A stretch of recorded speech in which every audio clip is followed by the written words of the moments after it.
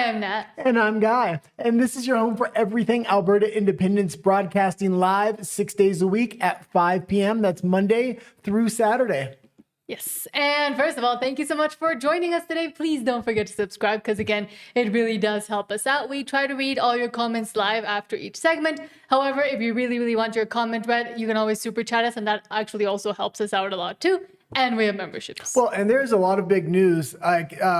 The event was yesterday at the White House for the UFC 250 event. It's not just that. It was a very politicalized event. So it's going to be very interesting to get in that. Oliver Tree passed away, or at least we believe he passed away. He's faked his death 6 times in the past. I think this time it's actually real. It kind of looks like that, at least, as well as a ton of news about Alberta independence. But it really looks like what's going to really affect Alberta independence is the moves Mark Carney makes and the globalists make and Trump. They're in this 3-way little war that's going on right now, and it's going to have major effects on Alberta, I believe. But before we start, let me start saying hi to all of you. Michael Drader says like number 1, and thank you so much, and says let's get to 100 likes. And yes, thank you so much, and let's hit the like button right now, everybody. Rafa, hello. Rafa's here, says hello, Nat and Guy, and I hope everything's going good over there, and I will eventually return to Spanish. Don't worry, Rafa. The Bilver says hi, Nat and Guy, and everyone. Hello. And Lal Norman asks if Troglodyte got his membership. I believe he finally came, and he did get it last stream. And Don, hello, Don, says hi, NNG, and everyone else. And Steven Jensen, hello, and thank you for being here. Says good day, everyone. Only 12 signs left for now until more arrive at the whistle stop. So great. Absolutely fantastic. It's good you're running out because it means they're getting posted and put elsewhere. Olivia Robinson says, hello, Nat and Guy from Edmonton. Hello, all the way to Edmonton. And Edward says, Rafa. But I'm guessing you mean hello as well. Hello, Edward. And that's it. Yeah, okay, let's get right into some breaking news, I guess. Unless you want to talk about the UFC event before we get into it. You might want to. Well, you fell asleep on the couch, so. Yeah. Okay, let's get into some breaking news. Also, you don't want to talk about it? No, we go into the breaking news. Okay, and eventually this one will change. Don't worry about it. But for now, so you don't miss it, let's play it one more time. Extra, extra, read all about it. Extra, extra, read all about it. And let's start with from Juno News, our favorite person ever. Sarcasm. Says, quote, must watch Prime Minister Carney praises U.S. President Donald Trump for negotiating a 60-day ceasefire with Iran. He also says Canada and G7 allies must explore ways to strengthen resilience in energy and commodity systems against future shocks. Well, and we'll talk about this a little bit before we go into the article, and that is Iran has been a proxy for the globalists, especially the city of London, for a long, long time. They're one of their major proxies within the region. They're kind of serving 2 masters, much like Ukraine was trying to play Russia off of Europe for a long time. They have their alliance with Russia, China, and Iran, which is their main loyalties. But for a long time, they have been controlled by the city of London. And Mark Carney here was not involved in these negotiations in any way, shape, or form. Neither was Europe. A matter of fact, both Xi Jinping and Vladimir Putin called Donald Trump on his birthday. Putin spoke to him for about an hour. Trump then came out with a statement, said they had a peace deal negotiated, and he thanked specifically Vladimir Putin and Xi Jinping for assisting with that. So it looks like that ARC alliance that I was talking about is going on behind the scenes. Even though they're economic rivals, they are the 3 major world powers, and I think they're starting to realize their big enemy together are the globalists, and they're trying to shut that down. Mark Carney is the front man for the globalists, and especially being bordered with the United States, he has a big effect on what happens with the United States. The peace deal or the ceasefire deal, the 60-day truce. I know President Trump has worked very hard for this, as has the Vice President, the Qataris, the Pakistanis, but all the countries in the region supporting this. So Canada very much welcomes this progress. We'll have an opportunity starting from tonight at the G7 in Evian to see what we and other countries can do to help reinforce this important progress that's been made, and also from a broader regional perspective, including in Lebanon and beyond. And I guess the other thing I'd say is that... we're going to play the whole thing, but he says, starting tonight, they had no idea this was going on. Trump is not informing the EU and the globalist sect of negotiations with Iran. Now, will this peace treaty hold? I don't think so. What the people within the EU, the UK, and Canada want is for Iran to flare up, but they're losing control. Russia and China have far more control on Iran these days than their proxies within the EU. There's also another wrinkle to this story. And that is Trump wants peace going into the midterms. Israel does not, and both their elections line up within 1 week of each other. So Benjamin Netanyahu wants more conflict in that region. That's going to secure him a victory in that election. Trump wants peace for the midterms. So you're going to have both Israel as well as the EU, the City of London, and Mark Carney trying to push Iran back into this conflict. It's going to be very interesting what happens here. There is a lot of moving pieces on this chessboard. Ultimately, I think the biggest master for Iran is going to be Russia and China, because for the long-term vision of their future, that's really who holds the cards for them overall. It underscores one of the things we'll work on going forward. When I say going forward from this evening, is how do we make our system, our energy system, our fertilizer systems, our other commodity systems more resilient, so the people of Ireland, the people of Canada are less affected when there is conflict, when there are shocks. And I spoke to President Macron about a few options on Friday, and under his leadership and President Trump and others, we'll look to make progress there. And again, he is aligning with the globalists. He's making individual deals with France for intelligence sharing and all kinds of other things. And when he talks about food security, there has been a war on farmers in the EU and individual countries on an EU level, as well as in Canada. We see the farmers protest globally, and it's because of the amount of regulations for supposed climate change. But really, it's just government control over the food supply.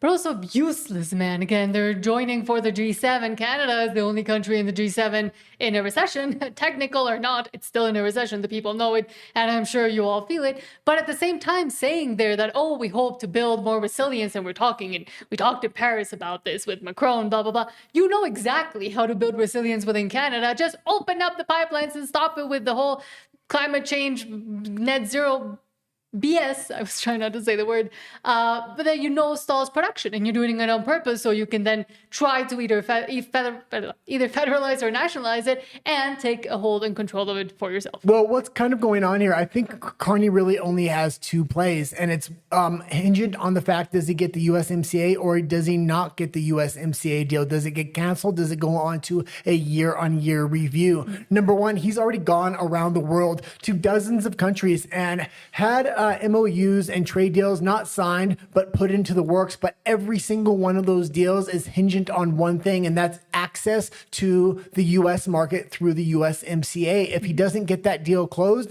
none of those other deals are going to come to fruition. So he's in a spot there, but I think the other game plan for Mark Carney is if Donald Trump does cancel the USMCA, he's going to use that as the excuse to declare a national emergency in Canada for economic reasons and start federalizing natural resources. He already said he wanted to federalize Canada, taking sovereignty away from provinces and putting it in the hands of the federal government. So I think those are the two plans. Either he's going to sign a ton of economic deals, which he already has kind of pre-signed, and if the USMCA goes through, then that's going to be his path forward. If Trump cancels it, it's going to be a state of national emergency and federalization. And again, one of the only useful things Canada can do and still does is being next to the US. Well, and the third thing is the long-term strategy for Mark Carney and the European Union are to drive closer together with intelligence deals, with all kinds of deals. The one with France is just the most recent. But overall, I think once Mark Carney does federalize natural resources, if he's able to do that, he's going to want a lot of that money to go into federal coffers and global coffers. Mm-hmm. But now we'll go to your comments before we head into the Alberta Stay Free section. Todd says, yo, what's up, my people? Hello, Todd, and thank you for being here. Rafa says, stop lying to me, Nat. I know you won't return. I will, because there's so many things I do want to talk about in Spanish that's going on in Latin America with the World Cup as well. Maybe I can escape a little bit and do one or two just for this season, the upcoming season. Well, hopefully. we're kind of replanning things. I built a bunch of sets, actually. We have two two-person sets. We have another one-person set, and I'm building a second one-person set. So maybe we'll go into, you can do 45 minutes or an hour of Spanish here or there.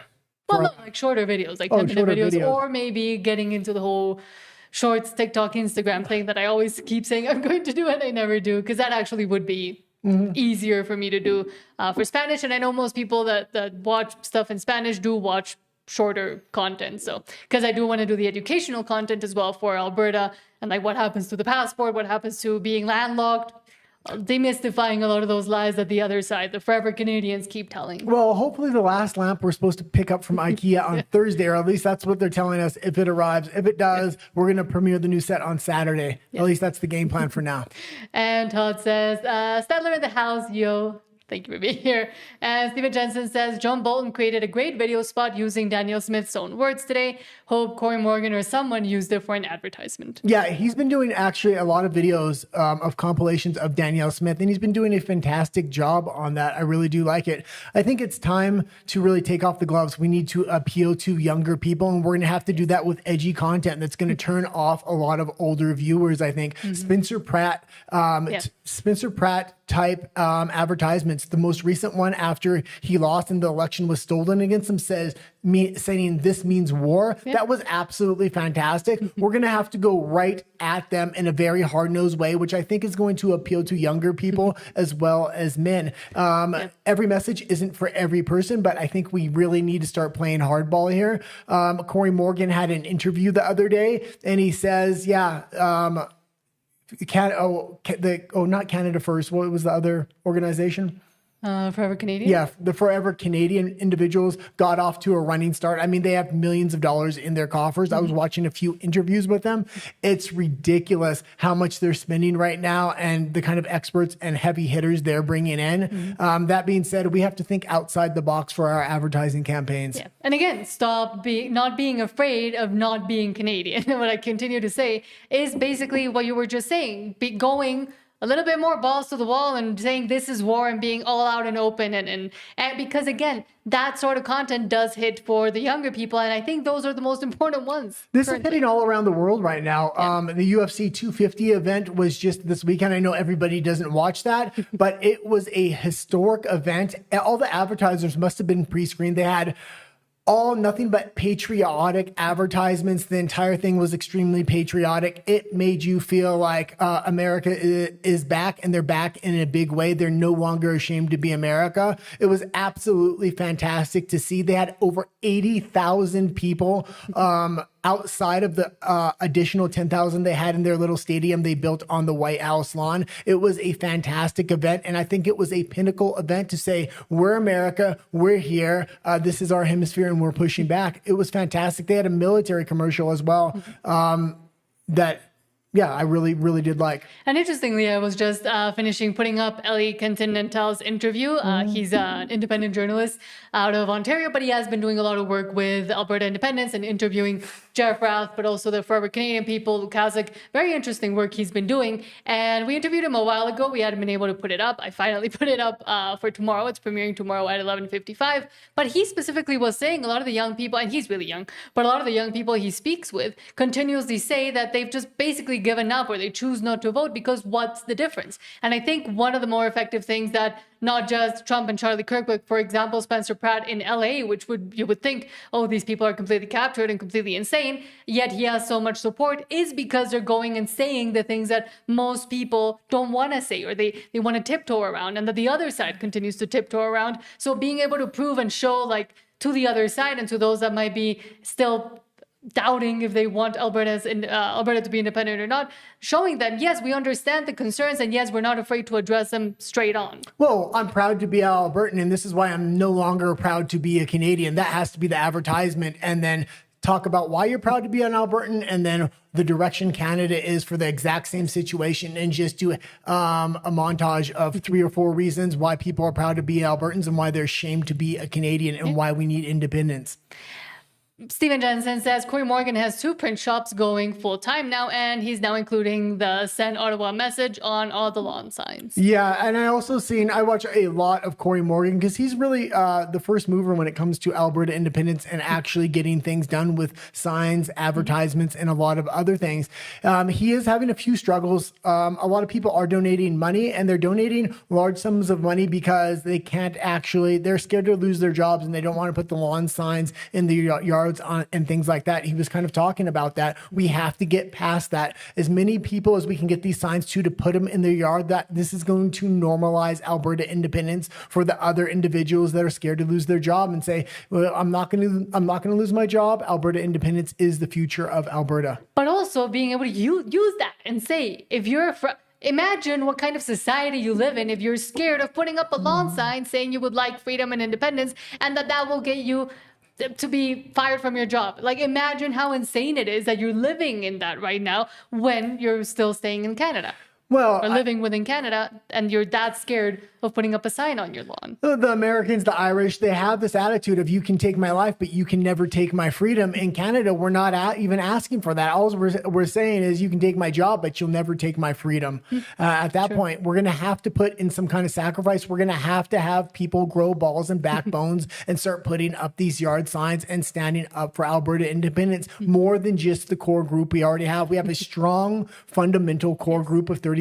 We have to grow that out now, and we're going to have to grow that out, I believe, with edgy campaigns. And I think men are the target group we should start focusing on, because these are the people that if we can get them to stand up, they show strength, and that's going to be very infectious, I think. But I also think there is a way to get at women as well in a slightly different manner, but I think a lot of people are taking kind of women for granted, or, oh, they'll never vote for it, or most of them are crazy liberals. But I mean, Kathy Flood has shown already that, yes, there's a lot of women that are interested, and I'm sure it's able to expand beyond what most people are thinking. Yeah. Todd says, yeah, well, it's not fast enough for my needs for the 2 print shops that Corey Morgan is going. And Todd says, got people messaging me for signs, and I have none. LOL. They're coming soon. Don't worry. Got the word. Fantastic. And we're going to show a little montage of people actually putting these signs up. Corey Morgan was talking about some concern, but it looks like we're starting to address that concern. We're getting these signs up. So... And Todd says, signs are blossoming like flowers in the spring around here in Sadler, Alberta. Fantastic. And Stephen Johnson says, they never do. Come to Whistle Stop and I'll give you my last 12 signs. And we really need to try to make a campaign to get these signs into cities, even if it's into more apartment buildings and things like this, just getting people to put it on their porch or on their windows and things like that. We need to get into Edmonton and Calgary. As far as what I'm seeing with a lot of these yard signs and things, I understand people in cities, for the most part, don't have lawns, but we need to get these signs into the hands of Albertan and Calgary. We've already kind of talked about this. Every content creator in Alberta Independence said we need to move on Calgary and Edmonton. That includes with a lot of these yard signs. Yes. Tautius Maximus, hello, says hi and says Carney is a two-faced liar. He will find a way to work against Trump. Oh, 100% he's working against Trump. The globalists are working against Trump. If you watch Prometheus Action Group, there is a major conflict going on right now. The problem is Trump is winning on every level. The European military system is completely collapsing. They're talking a good game if they want to invest over $1 trillion. Nobody's investing it. Their generals are calling them out. They actually don't have the funding to do that. Their big jet they were trying to develop over the last 9 years, they've completely canceled now because they can't get cooperation between companies and between countries as well. You're having some of the most high-ranking officials within the UK as well as the EU resign over the last week. A lot of things that are going on behind the scenes. The globalists are trying to push back, and they are losing and losing at every turn. Mark Carney, I believe, ultimately is with the globalists, and he's going to lose for Canada, but they have to have some kind of strategy. And I believe that strategy is to call a national emergency if CUSMA is canceled and then federalize natural resources. That would be the only way forward. And it almost looks like over the last 12 months, Mark Carney has been trying to sabotage that deal. So maybe that was the game plan all along. Because again, if he was trying to make it work, then that's one of the most retarded and idiotic ways to try to make it work. The Bilver, hello, says, you should all watch this podcast episode number 65. Sean Johnson, he's a U.S. podcaster interviewing truth seeker from Alberta. Tajana Zakik, I'm guessing, just moved to Texas. It's about Canada's collapse. Really worth the watch. Oh, I'll check it out. Definitely. It's content I like. Yes. And Richard Hayes says, thanks for venting that. You took the words right out of my mouth. The problem is when I vent, some of the ideas fall out of my head. So sometimes I had to stop and interrupt myself. But oh, and I would just like to say one other thing. There is a lot of big news and investigations about to hit the airwaves going into the biolabs in Ukraine. The actual evidence is coming out. I was was talking about this for years. They've actually connected the dots and documents. Tulsi Gabbard's supposed to be releasing that. There's also other investigations that are coming out that I believe there's going to be a lot of prosecutions coming up on people leading up to the midterms. Every interview I see with liberals, globalists, even Mark Carney and commentators in Canada are all saying, oh, all we have to do is wait for the midterms. Trump's going to lose in a landslide, and then we only have to wait the last 2 years and we can freeze him out. I don't think that's going to be the case. I think we're going to follow this up with the J.D. Vance, who's going to push even harder against the globalists. And again, we've seen this story before of all the media and everybody on the other side saying, oh, the Trump's never going to happen. He's just going to lose. And then we end up seeing, surprise, surprise, never happens. People in Alberta need to start paying attention to what's going on with Trump, this war with the globalist, and the globalist, I would say, puppet of Mark Carney. This is going to have massive effects on what actually does happen in Alberta and Alberta independence. Yes. But now let's go to Alberta Stay Free, and then we'll continue reading your comments. Free home Alberta, where the roots run deep and the money trees grow. And Well, she is liking her new toy. We got our dog a new toy. That's why she's a little quieter today. Usually she's always barking. So. True. But let's start with Corey Morgan, speaking of, saying great little video from a volunteer in Edmonton, I believe, showing where lawn signs are going. Yeah.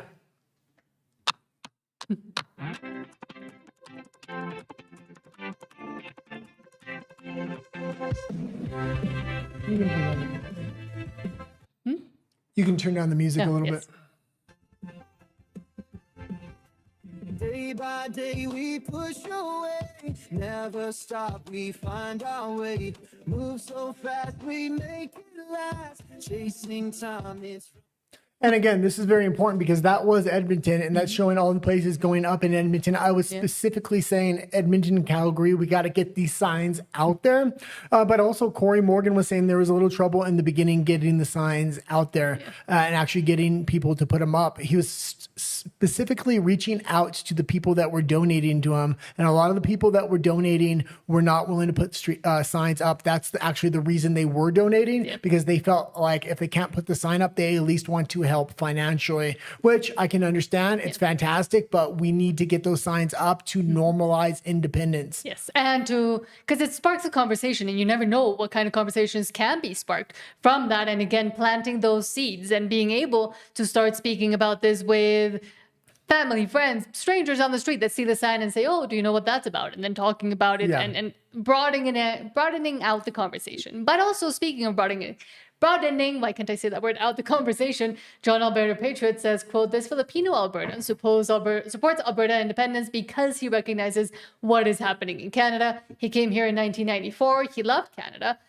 He raised the Canadian flag proudly, but now he says it's not the same country anymore. Government overreach, freedom of speaking openly, rising costs, and again, people speaking out from diverse, I hate using that word, but backgrounds are also very important, because that can also make that conversation go into those communities and into those backgrounds. And Filipinos typically integrate extremely well. There was a research study done one time in a prison within the European Union, and they actually divided everybody into groups and started studying them, who integrated well, who didn't integrate well, and then they did a study on how they integrate into regular society. Filipinos ranked the highest. Also, Filipinos have a very American value base for freedom and independence and things like this, because they did fight in the war and they were one of the major allies to the Americans, and they have always been one of the major allies to the Americans. Appreciate it, and I've been following you. Yeah, I love it. Yeah, hey, thanks so much. Well, I'm a little bit curious though. So you support independence? Why? What motivates? Why not? Why not? You know, exactly. Yeah. Because, we came from the Philippines, and it's the same thing what's happening. The politician and the government in control. They're overreaching. They're controlling people. Well, you say what you think. Yeah. And when we moved here in Canada in 1994. 1994. Yes. Yeah. It's different. Yeah. And don't get me wrong, Canada has been very good for my family since then. Yeah. But it's that And you see what he says there. They're trying to control what we say and what we think. They have a real American value system. The Americans put a lot of time and money into putting that value system into the Philippines. And that's why free speech is so important. So it's good to see him actually saying these things. A lot of immigrant groups come over to Canada and other Western countries that are turning their back on free speech, and they don't mind it at all because they come from countries where this is already accepted behavior. Not the same Canada anymore. I was so proud to be a Canadian. I always raised my Canadian flag. Yeah. But then, since the Trudeau government came in, Yeah. and then what they did to the truckers convoy, Yeah. that, opened my eyes. Yeah. No. Yeah, I think that opened a lot of Canadians' eyes. Like that kind of turned things around for us, right? So do you know a lot of other Filipinos who support independence? I do talk a lot of them, but you know how the Philippines, they have fear in just kind of showing them their cards or what they really favor. Yeah. I'm also planning to do a YouTube channel just to talk to the Filipinos and other immigrants. That would be a serious help for the community. I would do that. Yeah. And I'm planning to do that. Yeah. You don't need fancy gear. But I was thinking, like, you talked about fear. I'm actually afraid right now because of all these internet censorship bills that are coming out and all this free speech, hate speech laws. This sounds like something straight out of a communist country. And And we're going to get into that today. The UK is rolling out the 16 and under age identification law, but this is going to be for all ages because they have to verify everybody that's logging online in order for this to work. And it's not really about the children. It's just about digital identification and being able to track everybody online.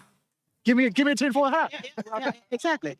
So, and I'm surprised why people cannot see it, or maybe they see it. Yeah. But they're being subjected to brainwashing and all that. Yeah. That they really don't mind. And I talk to people. So you're okay with where we are right now? Are you okay with spending $300 to go grocery shopping and you get out there? Okay, and you can leave it there. And I will say, this is why when we go into immigrant groups, whether it's Filipinos or any other type of immigrant that came into Canada, it's important to speak to the men. The men will understand freedom and independence first. And there's a strong family value system in most immigrant groups. So if you get through to the men, they're going to talk to their children, they're going to talk to their wives, and they're going to vote as a block. We know a lot of these communities vote as a block. So if we can get to the men within these classes, we're going to get a lot of votes, I believe. Because again, it is really easy, or it is easier to coerce women towards a more safety, security mindset, especially if they've already started within Canada to take them away from what used to be their security, which is their husbands and the men within those communities. Well, and that's where it comes from. That's the crazy thing. The government in Canada and a lot of these Western countries are now trying to be the parent, are now trying to be the husband, and divide women from their families, from their spouses, and things like this. And ignore men and just leave them to the wayside. Yeah. Hopefully to shrivel and die. That's what they want to do with the men. But speaking of the men, the real Mr. Bench says, quote, fans at UFC 250 acted with class. They proudly sang "Oh Canada" for Eamon Sabi. No, I'm not going to act like they didn't boo at any point, but when "Oh Canada" was played, everybody sung it in the stadium, and there was an elliptical of over 80,000 people outside of the small stadium. And we're going to show a clip later on where a Mexican came out there, a Brazilian Mexican, and he had massive cheers. The Americans were very, very gracious on this event, even though it was supposed to be for American patriotism, and that's overall they accomplished that goal. It was fantastic to see, but they were very respectful to Canada, to Mexico, and a lot of other countries from fighters that fought on this card. But it's also important to point out, there it says, meanwhile, the quote-unquote elbows up crowd at the FIFA World Cup game in Toronto booed the USA anthem, which is something you just don't do. But Canada.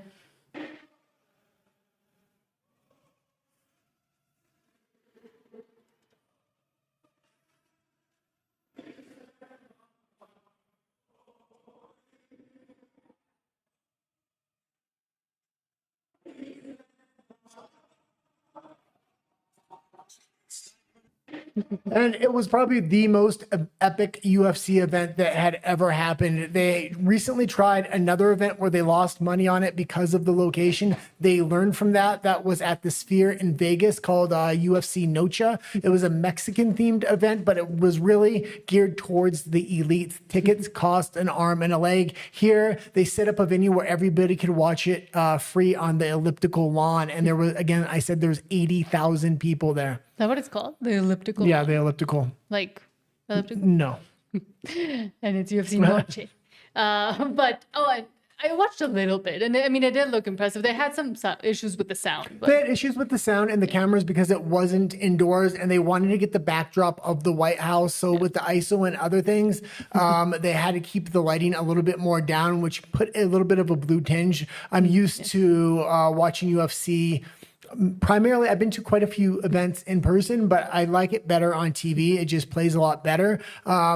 But even with the sound and visual issues, man, the location, the fights, the way they turned out, the way they had just the military there. They had a military band playing "O Canada" as well as the American anthem and a lot of other things. It just hit on every single level. I was very impressed, and I wasn't sure what to think about it. I wasn't very hyped about the card before, but the way the fights turned out was fantastic, and the sitting was absolutely amazing, and just the vibe of patriotism that has been lacking in the United States for decades now. It was literally planting the flag, saying we are back. Alberta needs more of that as well. Yes, much more of that. But first of all, hold on. Before we go to the last story, thank you so much, Rage Against Machine, for the $5 super chat saying, I got a fever. It's the fire of freedom, of independence, of believing that tomorrow can be greater than today. Alberta will be a republic. Let's effing go. Yeah. And that's what we need. That's the kind of fire, and that's the kind of going forward and patriotism and actual caring about where you live and wanting to be free and wanting to fight for that as well that we need. Spirit. Absolutely. And strength through freedom was the slogan they used on the military ads at the UFC 250. I mean, this is what we want. We want strength. We want freedom. We want independence in Alberta as well. Albertans' values align far more with American Republican values than they do with Canadian values at this point. Because Canada has completely forgotten about their values and they just go by the book. Yeah. Mark Carney's book. Marty up north says, quote, I don't get it. She hates Ontario. She can't wait to get back to Alberta, but now doesn't want what's best for the province. And this is the issue with people moving to Alberta, especially if we ever do get our independence. Having people that they see the economy crumbling in Canada, they're going to want to immigrate to Alberta, and then they're going to vote Liberal policies in. And Alberta would have the potential to become even far worse than the rest of Canada. It would be a huge attack vector, would be Canadian immigration into Alberta after independence, maybe even before independence. This was a little bit sickening to me. I lived in Ontario for 10 years, and the entire time I was living in Ontario, I was clamoring to get back to Alberta. Then I landed back here, and this is happening. I have zero interest in separating. I think it's the silliest thing in the world. I'm so proud of our landscape, our mountains, our rivers, our prairies. We have one of the most beautiful spots in the entire country. I've been so... We're not moving those. We're not moving the mountains and the prairies. Retard one. Oh my God, like... And I know that is true. I'm proud to be Albertan, and this is not my Alberta. No, you're not proud to be Albertan. You're proud to be Canadian. That's the thing. And that's when she puts Canada above Alberta. That's exactly what she's saying. A true Albertan is always going to put not only Alberta above Canada, but say we need to get away from the policies of national Canada at this point because they are headed in the wrong direction, not just economically, but culturally as well. But now we'll go back into your comments and then into Alberta politics. Rage Against the Machine says we need everyone we can get. Exactly, and not alienating people, but bringing more in. Yeah, I'm thinking about starting to do some more edgy videos over the next month. I still got another couple of weeks of some other things I'm doing, but I'm really thinking about doing some edgy videos. I know it's going to turn some people off, but we have to appeal to specific demographics, and we're going to have to be edgy. If we keep on doing this milquetoast stuff, it's not going to work. We have to say we want freedom, we want independence, and we have to have a call to action to young men and other groups groups and demographics. Pete says anyone who cannot see Carney's move to take over Alberta's industry is out to lunch. Yeah, absolutely. And I've been saying it about federalization and everything else. I mean, everybody else is saying Carney will never build a pipeline. No, he's already building the mechanisms to not only build pipelines, but go into mining and other natural resource sectors. But he wants to make sure when he does it, it's completely federalized. And So it's for them. And number two, I think if he can do it in a state of national emergency, if Kuzma is canceled, that is going to be his opportunity. Rage Against Machine says, I like Filipinos. They are hard workers. Yes. Yeah, and I have a lot of Filipinos actually in my family. My aunt married a Filipino, and so my cousins were half Filipino. So I went to a lot of Filipino gatherings and things like that. Absolutely fantastic people, and they have the right value set. Yes. And Todd says, love me some Filipino brothers and sisters. Yo, love their basketball, I'll tell you. Todd says, one of my friends is a Filipino chef here in Stettler. Boxes and bowls, yo, hit him up. Best authentic Japanese style soups and sushi. Well, also when I was living in Canada before we left, I had my group of friends, I think 4 of them, they all left to the Philippines. 2 of them bought bars, the other 2 followed them. They're all living and working over there now because they were absolutely done with Canada as well. It's not just Mexico and America Canadians are moving to. No. They're fleeing in mass, hundreds of thousands a year. And Pete says, avoid businesses hostile to Alberta. Big Canada flag behind their bar. They've taken a side. No problem with businesses that take no side. Yeah. And again, marking and making that difference clear as well and showing that you do care about those kinds of things as well. And that people notice about where the support is or isn't, let's just say. Richard Hayes says, I want us to separate, but I will fly Canadian flags on July 1st.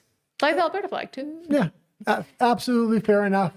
It's a shame because just a few years ago, the Canadian flag actually had a good value set to it. Mark Carney has stolen that Canadian flag from the Conservatives and made it this national socialist type of propaganda. And it is the symbol they are putting against Alberta. Alberta is representing freedom and independence. I believe for the most part, the Canadian flag under Mark Carney is now representing national socialism. And it's a shame how he was able to capture that flag from the Conservatives because during the trucker convoy, that was the symbol for freedom and independence. Yep.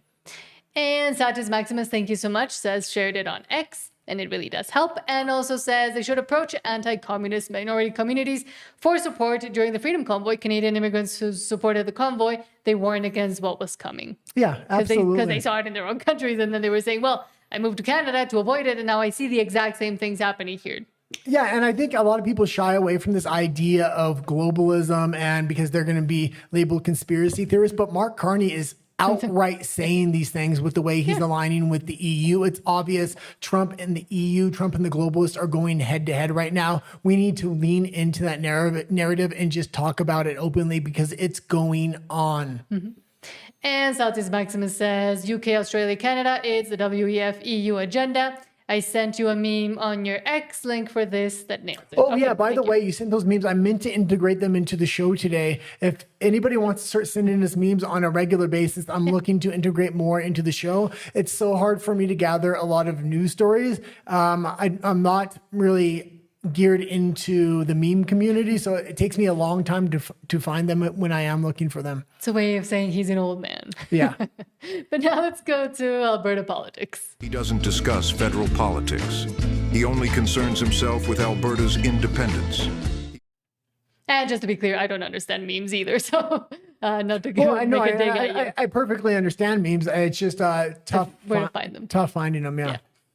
But let's start with from Alberta Pin saying, quote, we kept quiet for too long. Lukasik, make sure you buckle up when you're in my city. They don't play here. Saying we had a vision to go, required us to keep low profile, but Rogers Place is too woke and no one works at Commonwealth Stadium. Probably why the largest open air stadium in Canada doesn't even have an X account. I'm sure Muslims are extremely excited about this development, but given the scary people reaction to that phrase Sharia law in Alberta, are you getting any kind of negative pushback from people outside the Muslim community? You know, we have, but I have no time for that because they are perpetual renters. They can never own a house. They can never build up any equity. They can never will their own houses to their children or grandchildren, like all Canadians do. So I decided that this is a wrong that needs to be corrected.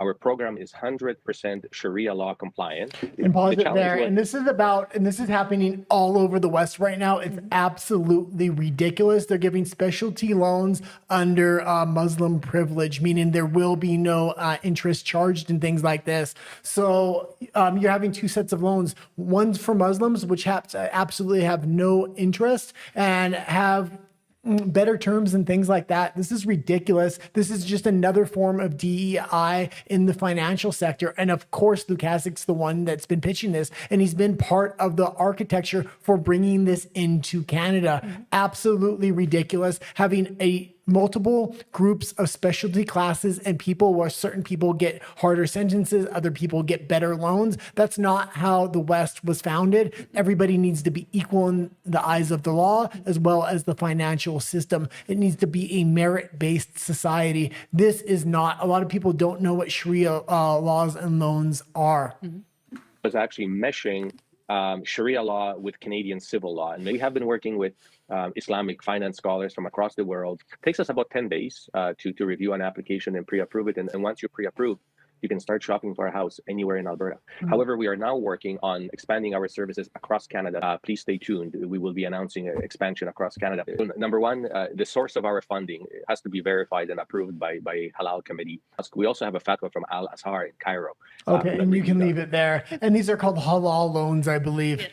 And it's absolutely ridiculous. And I'm not so much against the idea of what a halal loan is, but everybody has to have access to interest-free loans if that's what they want. You can't just have one specialty group. And we're seeing this happen in sector after sector, whether it's education, finance, so on and so forth. Again, it's insane. Most people are not realizing that this is literally a conquest because they are changing laws. And even he said, changing the Canadian civil law to be able to do this.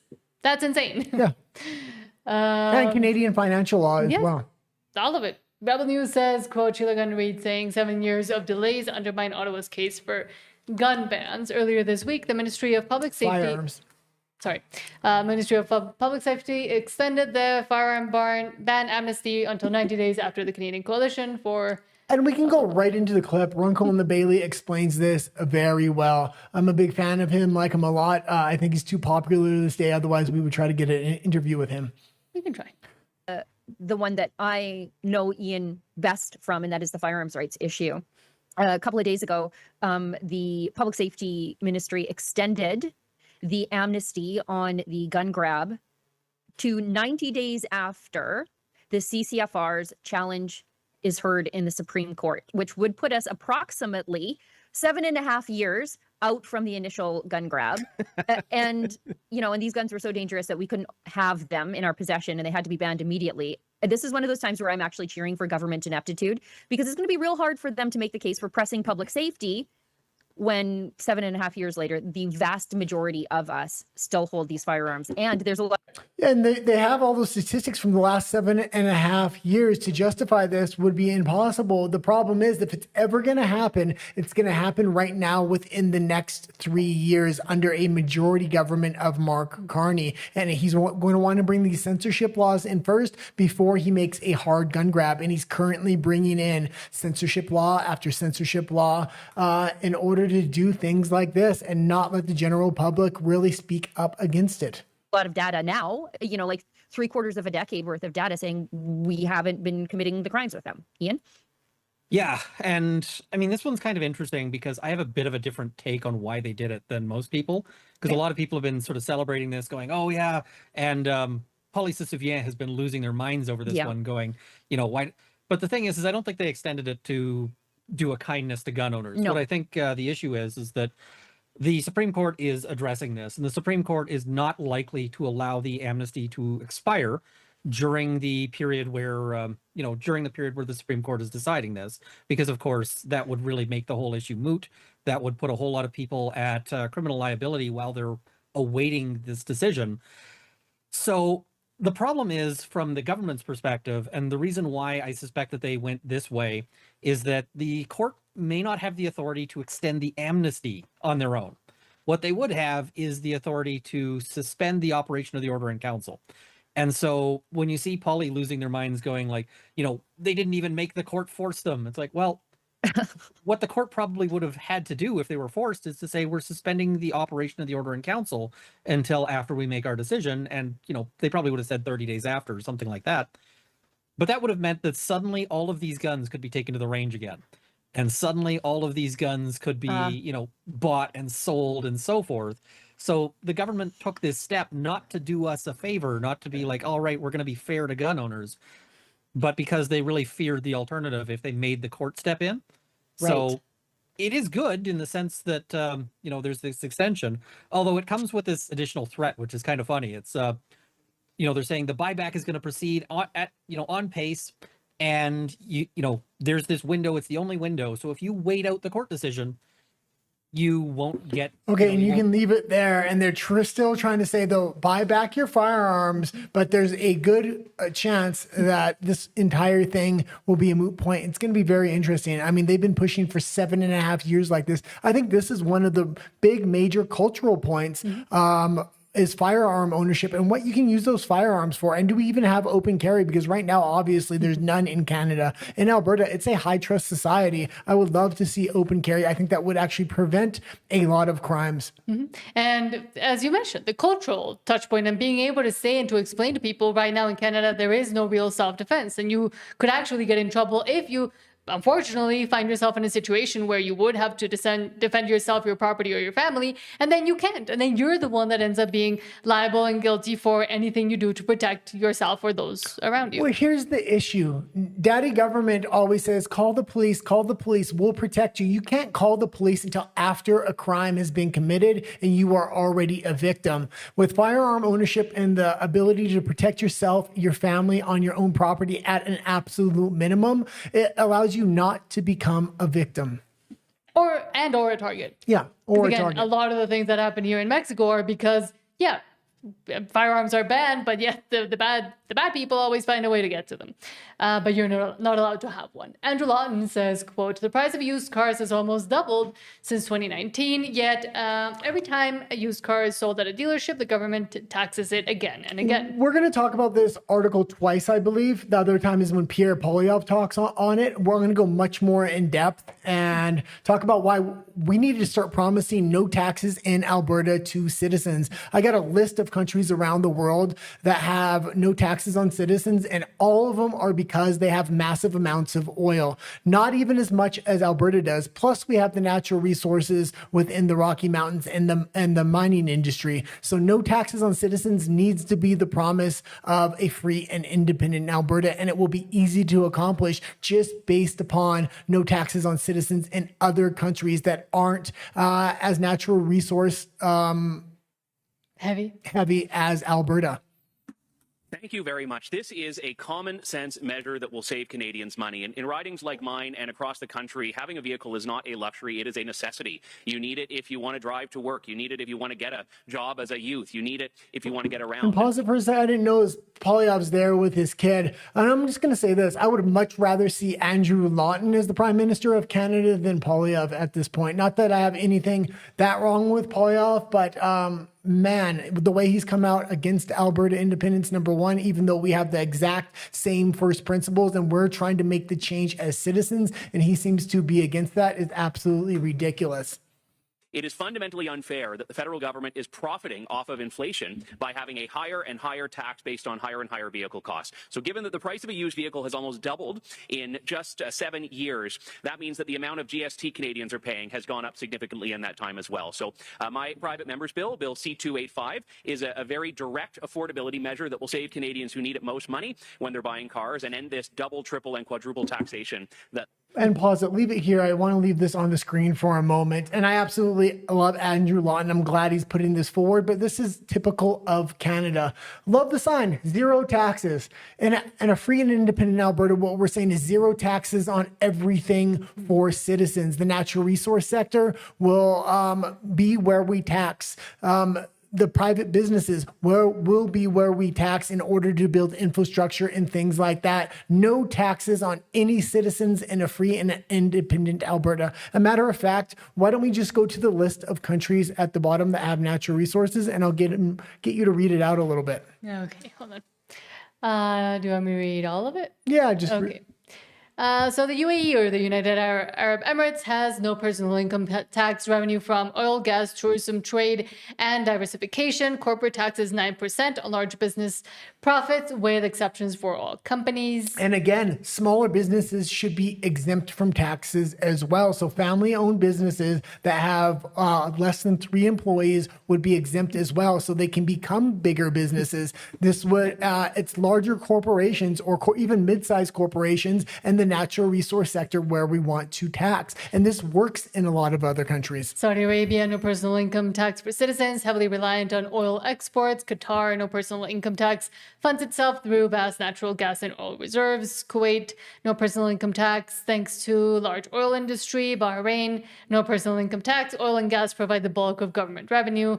Oman, no personal income tax, oil and gas industry is a major revenue source. And Brunei, no personal income tax, with oil and natural gas reserves funding the government almost entirely. And none of these countries bat an eyelash to the amount of natural resources Alberta has. I know you've heard a lot of these countries and they say they have vast oil reserves. They don't even compare to Alberta. Alberta has oil, natural gas, all kinds of mining minerals because the Rocky Mountains run through there.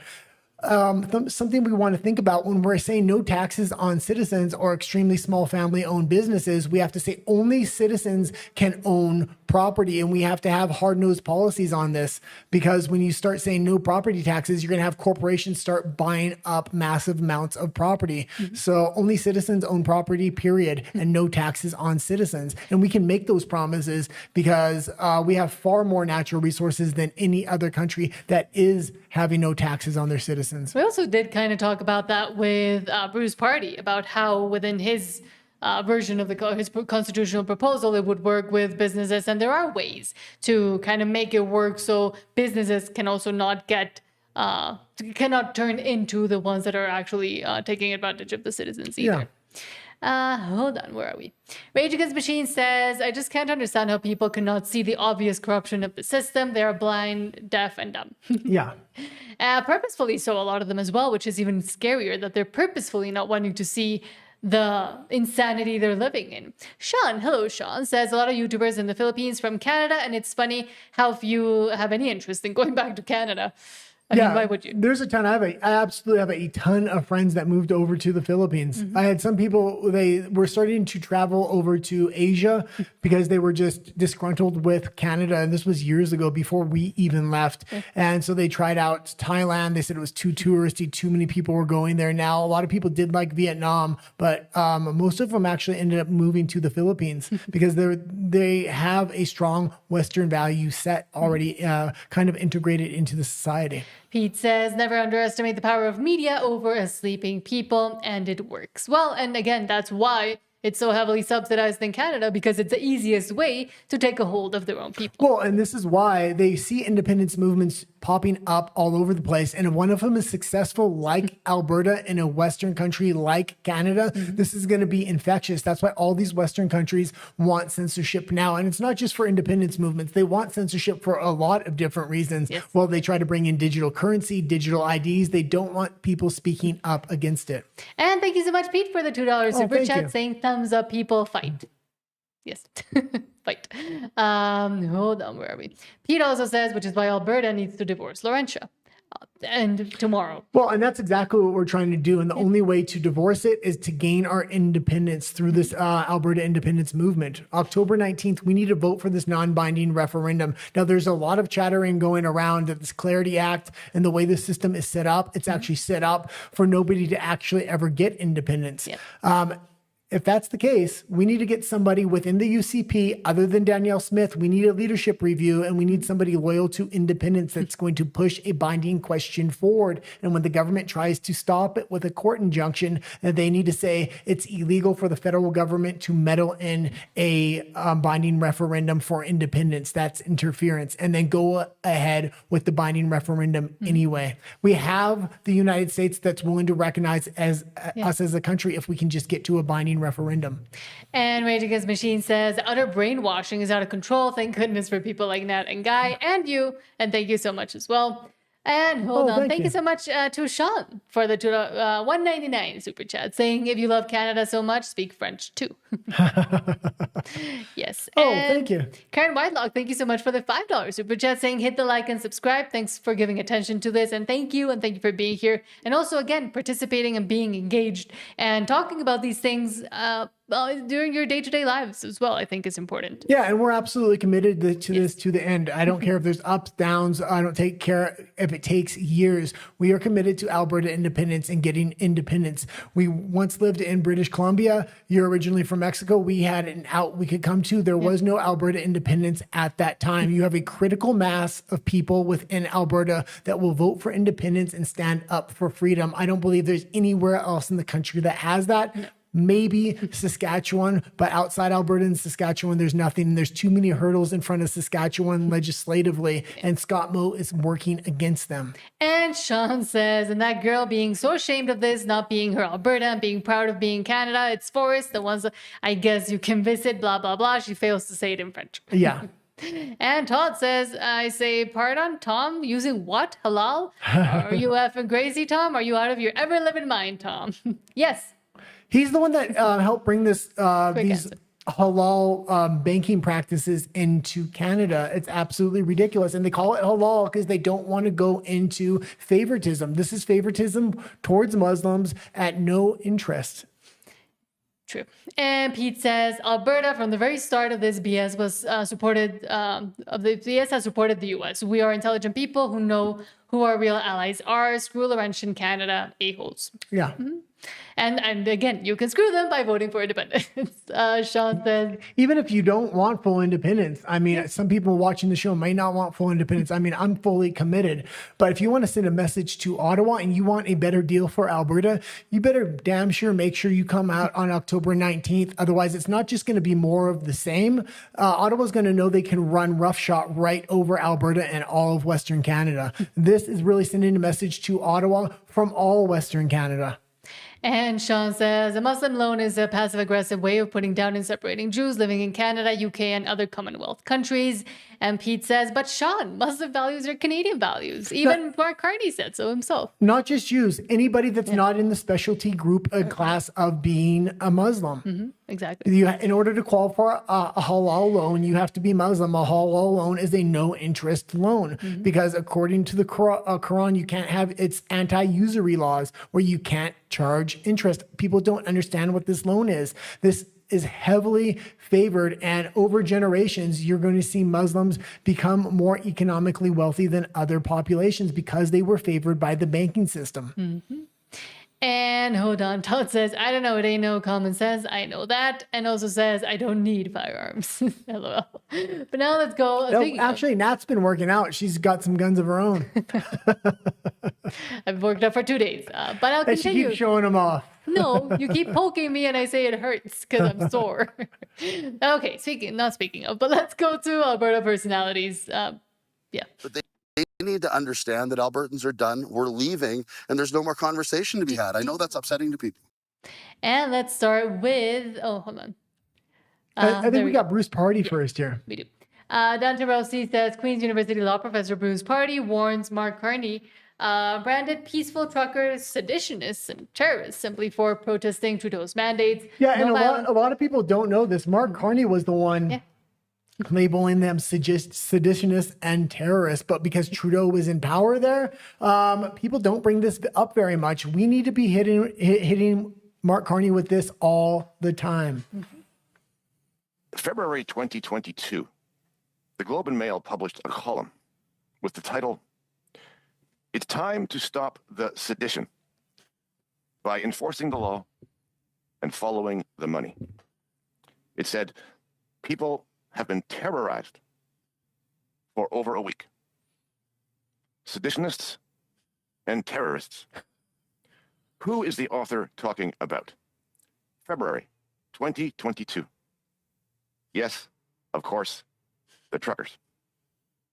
No violence, no weapons, no assaults, no storming of Parliament, parking violations, road hockey, dancing in the snow, unkind words about the government, seditionists and terrorists. Who is the author of this column? Can you guess? One, Mark Carney, now the Prime Minister. In 1992. And we're going to listen to more of this, but there is a lot of parallels there. Having a protest in that kind of weather is stacked against you. That's why protests typically don't happen in the winter. And we kept it peaceful, and it became the model for other protests around the world. What's happening in Alberta Independence, we were forced to gather those signatures in near blizzard conditions in the dead of winter. Resilience. And again, who's our main opposition here? Mark Carney. Political theorist Samuel Francis coins the term anarcho-tyranny. Anarcho-tyranny, he said, is a kind of government dysfunction. The dysfunction occurs when a government is simultaneously unable or unwilling to deal with serious crime, leading to a kind of anarchy, while at the same time being ruthlessly oppressive in punishing minor transgressions of law-abiding people. The government allows violence, theft, political corruption, and foreign interference, while it is obsessed with controlling what ordinary people say and think. Controlling what people say and think, but won't actually implement laws that are already on the books that could clean up society. This is what Mark Carney is implementing, anarcho-tyranny, and to the letter. I mean, with this 16 and under digital ID identification, which is going to be pushed on the entire society, this fits right into that definition. And feel.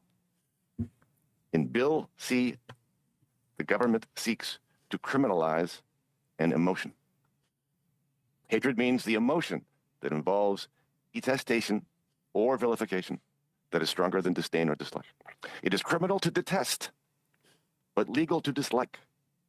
But to detest, of course, means to intensely dislike. That's the meaning of the word. So it will be legal to dislike, but criminal to intensely dislike. Now, where is the line between dislike and intensely dislike? Of course, nobody knows that. The line will be drawn wherever the authorities want it to be drawn, to punish speech that the government hates. Bill C-9 also criminalizes protests that, quote, provoke a state of fear. Not the fear of violence. We have offenses for that already. No. C-9 will prohibit protests that provoke a state of fear of offensive ideas. That is what the truckers were accused of. That's why Mark Carney described them as seditionists and terrorists. Bill C-9 will be used to prohibit peaceful protest, like the truckers, that the government hates.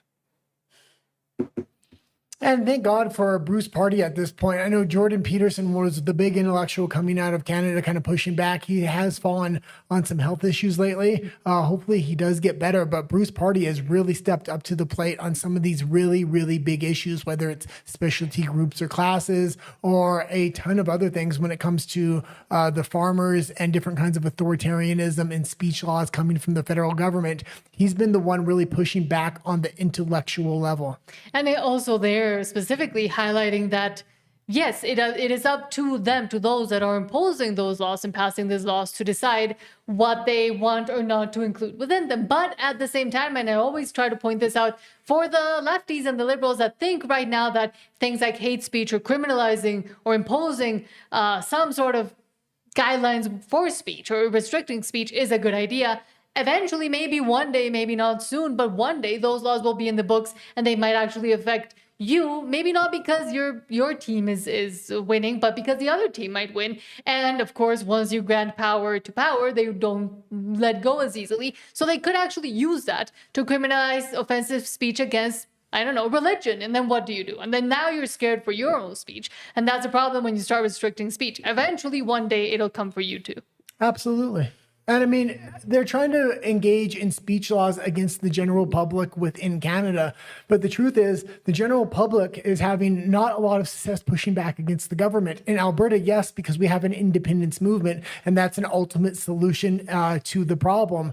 But for the rest of Canada, they're just going along to get along. The only way to really save speech in Canada, we have to look to the Americans. And because a lot of these social media platforms actually are based in the United States, Trump's pushing back on an international level level with the Granite Act and a lot of other things, attempting to save free speech. So it's going to be very interesting. If Canada does start to crumble and they become desperate for to renew the USMCA or other things, they may make concessions to speech to the United States. And then we really will have to take our hat off to Donald Trump and some of those social media platforms in the United States. True. But next, let's see this from Billboard Chris, who funnily enough, Billboard Chris over the weekend, well, not funnily, unfortunately enough, he was in Spain and he got arrested in Spain for, again, be standing there with a billboard that says children cannot consent to puberty blockers because they cannot, and that should be obvious.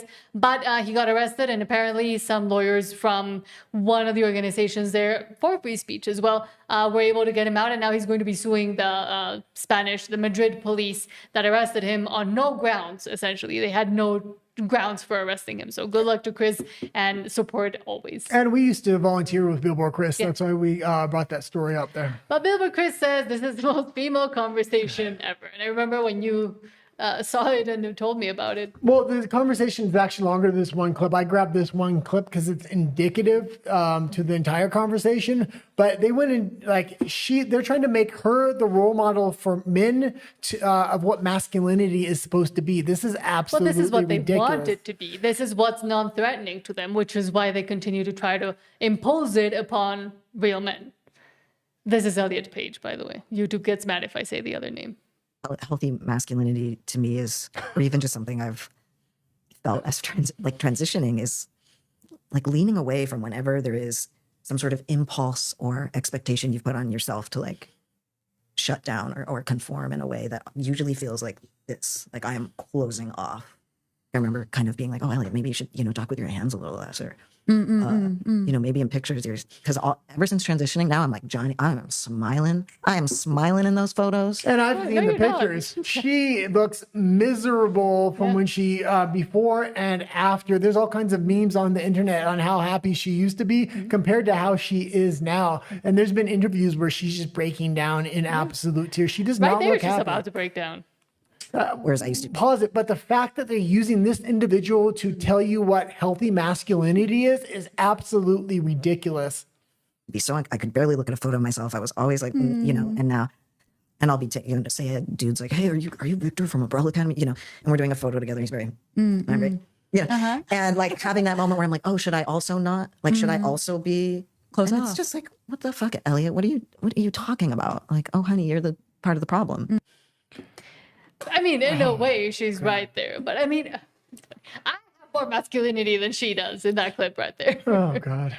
I represent more masculinity than we she need does. strong male role models in society for the next generation. And the mainstream media is feminizing men generation after generation after generation.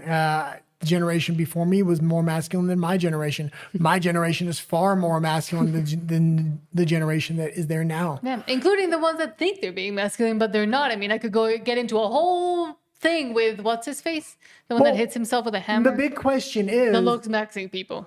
The big question is, once you start to feminize generation after generation, how long away the trail do you have to get before men are no longer going to stand up and say, no more, this is the red line? Well, we might already be there. In Canada, you may already be there. I think they are already there in Canada. Now, Alberta is a completely different beast. That's why we even have the opportunity for an independence movement, because we still have real men within the society of Alberta. But now let's go into your comments. I grabbed Jess's one because it was about to leave and you kept talking. But Jess says, hiya folks, playing catch up, training an FNG or a friggin' new guy. Good luck to the new guy. Please be nice to him, especially if he's trying. Again, I used to work at 2 high schools, so I kind of understand. Sean says, John, I guarantee I'll see a list. You'll see First and Second Amendment rights in an Albertan constitution. Yeah, absolutely. Pete says, let's get a Bikers for Independence group going and ride down to Tabor on the 28th. That would be freaking fantastic. And that sends a message, True. Todd says they focus on firearms when there are many other means as well. Yeah. And again, we've seen them use those means. We've seen the people that do want to continue to commit crimes to use them, and yet they're not going after them, regardless of what kind of implement or tool they're using, but they're going after the lawful people that they have in a literal registry that they can actually go chase. This has nothing to do with firearms, and don't mistake yourself to think, if we just give our firearms, they're going to stop there. We already seen what's happening in the UK. They don't want you buying sharp weapons or sharp kitchen utensils off of Amazon anymore. They're starting to ban that as well. Once they have your firearms, they're going to go after pokey devices next until you're not even allowed to have a butter knife in public. Sean says, Nat, you don't sound grateful to Eric Holder and the Obama administration for arming the drug cartels for free. No, I'm not. Not really, but thanks. And now they're talking all about kitchen implements and utensils that they can use. Rage Against Machine says, my insurer wants $2,000 for liability coverage for doing nothing. F this BS. Yeah. Insurance is also insane over there. And I think Rage is in BC. Everything's regulated and insurance-based and everything else in Canada. It is absolutely crazy. And in BC specifically, it's a monopoly when it comes to car insurance. Pete says, you don't have to research it. No country on the planet is willing to pay more for oil that has had its production experimentally carbon removed. And we went through the list of countries that have no taxes on citizens, period. And they have a ton of extra money. And Alberta is far more wealthy than any of those countries when it comes to natural resources and the development of those natural resources. Technologically, Alberta is far more advanced than any of those countries to build that infrastructure themselves or to invite in private industry. No taxes on citizens. We need to be promoting this, and we can promote it just based upon the other countries that do it. And they do it off their natural resource wealth. Like, it is not impossible as much as the others had want you to think it is. But not impossible. It's a guaranteed fact. We will not have taxes on citizens. And if we do, that's a level of corruption we need to start looking at the founding of the nation, period. Yes. Sean says Oregon for years had no taxes on cars, and once they did put a small tax on them, sales went down and have gone down ever since. It's like it's correlated. It's like one thing leads to another, but they don't want to realize used cars in Canada have more than doubled over the last few years. Todd says, in the words of President Trump, fight, fight, fight. Yeah, it's time to fight, and we need to stand up, grow a backbone, grab our balls, and start pushing back. This is the Albertan border, not one step further. We're going for independence and we're going for freedom, while Canada goes the completely opposite direction with their overlords within the EU. Pete says, Carney's plan is clear, fight or we will overcome, or we will be overcome. And Todd says, don't make me use the words of Conor McGregor. Don't let it get that bad, please. I mean, not that long. Don't see it that far away. The EU is using Canada and weaponizing it against the United States, and they have for a long time. Trump realizes it, and he may just very well crush the Canadian economy. And if that happens, Alberta independence has a much better chance of succeeding. So, I mean, if Carney can easily go the opposite direction, the Canadian people could have gone the opposite direction and voted somebody in there that wasn't going to weaponize Canada against the United States. That's exactly what's happening right now. I mean, that's what they were trained to want, essentially, for the past 10 years. Pete says, before the court case, I was on Alberta independence. I was on the fence, 70 yes, 30 no. Since the dirty stuff I've seen, or crap I've seen, it has been me 100% yes. Yeah. Exactly. I'm 100% yes. We left the country. I voted for my independence already. And I just want Alberta to have freedom and independence like I do. I actually want them to have it more than I do because I live in Mexico. And Mexico is not the greatest country, but I had to make a choice. There was no Alberta independence. I lived in downtown Vancouver, which is more woke than the wokest place on earth. It's like woke for Disney. It's like the woke Disneyland. I had to get out of there. We did get out of there. Thank God we did. But now it's time for Alberta with a critical mass of individuals to actually vote for their freedom and show the rest of the world how it's done. Yes. But now, speaking of, let's go to Alberta's Canada. We call it that way because Alberta is the only thing that's still upholding Canada. I'm angry. I've had enough of these people. forgot how I usually say it. I was trying to remember. But let's start with the one thing that's bringing it down, or one of the things. Ryan Gertison says, quote, Carney again for the second time on his trip to Ireland, confirming Canada is not his home. And he believes the EU is his home. Ireland's part of the EU. He's a banker, of course. Canada's not his home. This isn't his home away from home. The EU is his home. Mm-hmm. And what do they always talk about? Where do your loyalties lie? This is why dual citizenship is ultimately a threat. He views himself as a European more than he does a Canadian. He has dual loyalties here. He's willing to cash Canada in, federalize natural resources, and give a stipend over to his globalist buddies within the EU. It means a great deal.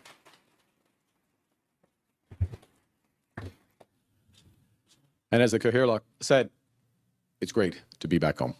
It's great for me to be back home. It means a great deal. Yeah, go home and don't come back. Stay over there. Just stay over there. He's already Or been in the States. Basically most of all his crap is over there anyways. His wife, his kids, his business. Yeah, but he doesn't consider the United States to be home because people like Donald Trump can still come into power, and he doesn't like that. When his globalist buddies are there, he would be calling the United States home. True. But next, Bruce McGonigal says, quote, Mark Carney has asked how the USA fits into his new world order agenda. And he says that the USA can help with AI safety. How does it fit into his agenda? It shouldn't. It's time for the U.S. to absolutely crush Mark Carney at this point. Mm-hmm. He thinks he's running the globe, not the United States at this point. Do you want me to read it or just play it? No, just play it. Okay. You said yesterday that the strands of a new world order could be woven at the G7, and you've previously also said that the new world order will be built out of Europe. I'm just wondering, what is the role and how do you see the U.S. fitting into that new world order? I think it's, I think the way I'd phrase it, which is the same. And the freaking reporter is just so happy about the new world order, and you're talking about this. It's not like they're hitting him with a hard question. This is a bad thing. Oh no, this is very positive. Yeah. How do you see this? How are we going to control the United States and make sure they're part of this new world order?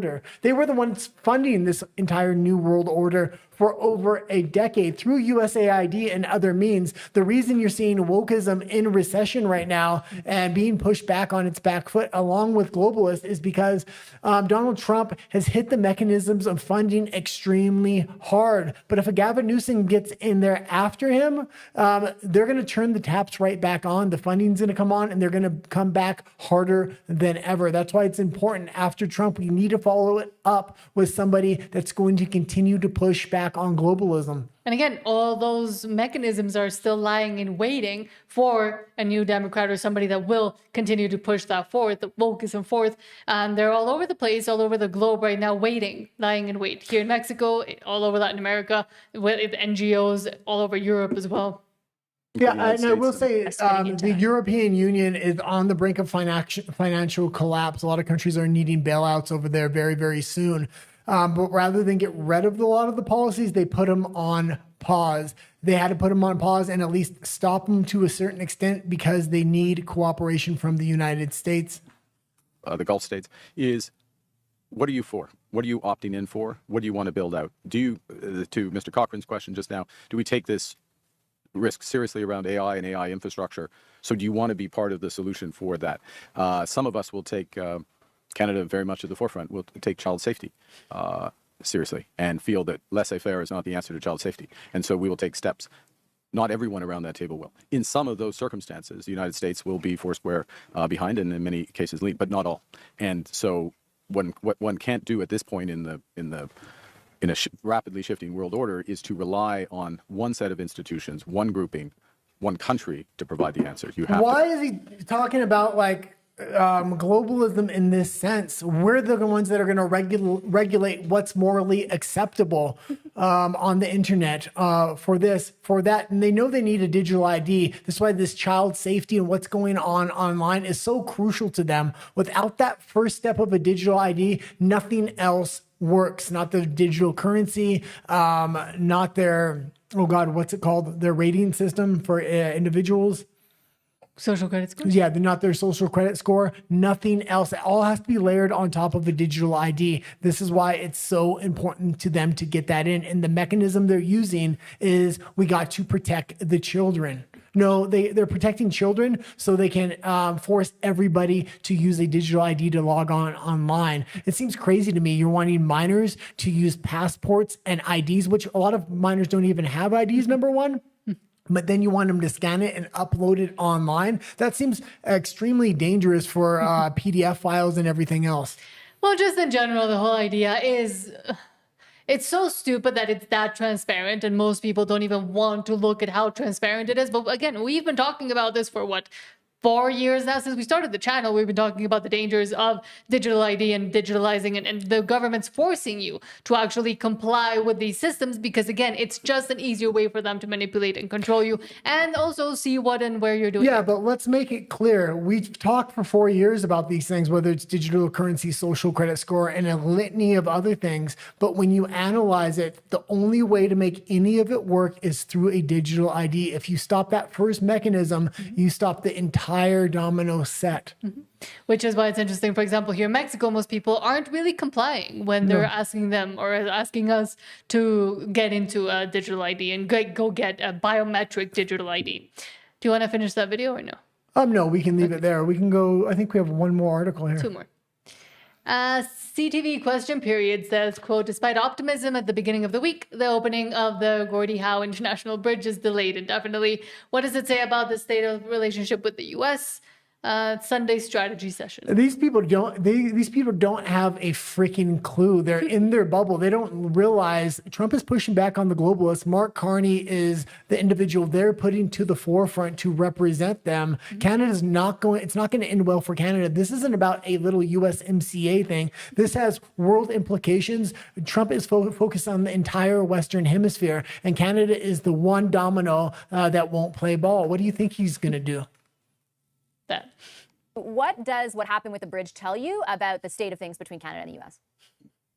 Well, it tells me that Donald Trump is still willing on a whim to upset a $2 billion a day relationship, the trade relationship between Canada and the United States. This isn't just business as usual, this particular intervention. This isn't just threatening tariffs, imposing tariffs. This isn't grandstanding for table talks. I mean, this is truly an unqualified disgrace, what's happening here. I mean, this is government from Donald Trump by grift, where in order to protect the private interests of a donor and pal of his, he is willing to intervene and halt this relationship and halt this progress on this bridge. It's stunning. I wish Gordie Howe was still around to take these guys into the corner and straighten them out. It is absolutely indefensible. And, the Prime Minister, I think, is wise, to appear calm in public, play it down, no great drama, but it is a drama and it's a disgrace. And it's a reminder that Donald Trump, even though he is demonstrably losing his political power as the midterms near, is nevertheless an unbelievably unpredictable and unreliable partner. I mean, okay, and no, we're going to play more of this, but and he's not the only one saying this. It's the midterms. It's going to be a landslide in the midterms. It's going to be a killing. I don't believe that at all. I think Trump's going to do just fine,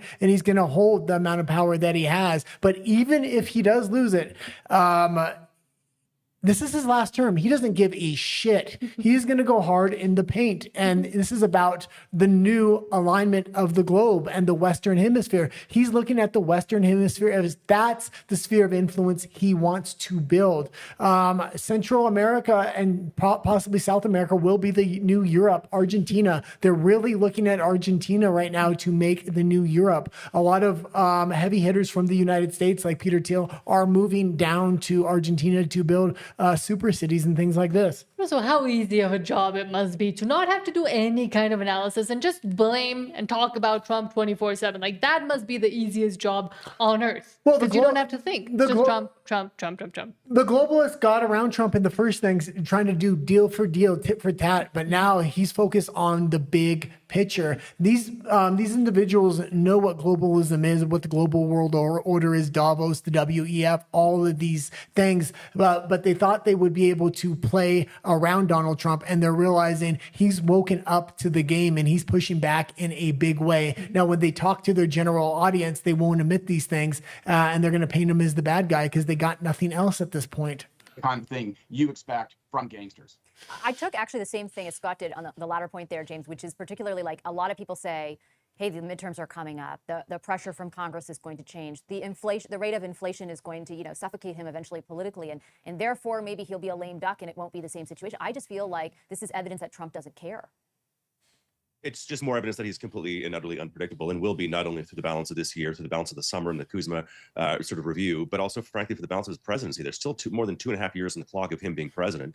And even if we arrive at some kind of amended new Kuzma agreement between Canada, Mexico, and the United States, he has all kinds of powers at his disposal, like the ability to stop access to the bridge, like the ability to impose other tariffs for national security reasons that are completely mindless. So, I mean, in the long index of his sins as president of the United States, delaying the opening of the bridge is a modest one, but it's a consequential one. But I think Scott makes the right point. An important reminder that the Canada-U.S. relationship is, for now, being held hostage by a president who is completely, making it up as he goes And if we along. talk more about the midterms here, there is this ARC alliance where Russia, China, and the United States, economically, they're not aligned, but they understand they are the three world powers that actually have hard power, meaning they internally control everything, whether it's their energy, their food, or other things. Europe is not within that alliance. It's going to be very interesting because if they want to hand Donald Trump the midterms or even the next 2028 election, say J.D. Vance, they're just going to negotiate a truce to the Ukraine war or this Iran thing. There's a lot of things Russia, China, and the United States together can do to really push back against the globalists. All three of them are realizing the City of London and the globalists within the EU are the common enemy they need to shut down at this point. And Canada just happens to be aligning themselves more and more with that.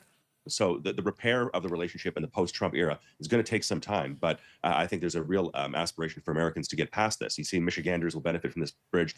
The entire Rust Belt of the United States would benefit from Canada-U.S. trade being massively expanded as a consequence of this infrastructure. And I think Americans are tiring of this president who is just hosting UFC in the front lawn, closing bridges, making deals with friends. I mean, it's getting very tiresome. UFC 250, the most watched event, 80,000 people on the elliptical lawn. It was absolutely phenomenal. American patriotism planted the flag again.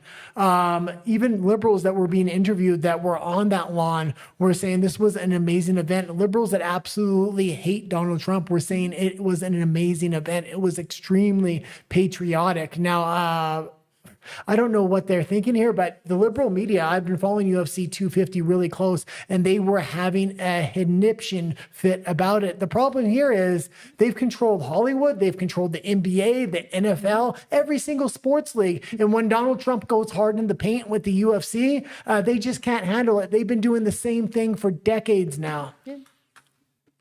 Do we all remember how they used to kneel and what kinds of things they would put on their jerseys? A really important state for any politician. I thought what was interesting is behind the scenes, it's clear Gretchen Whitmer, the governor, had done a lot to arrive at the point we thought was happening last week, which was sort of like the ribbon cutting and then the opening of the bridge.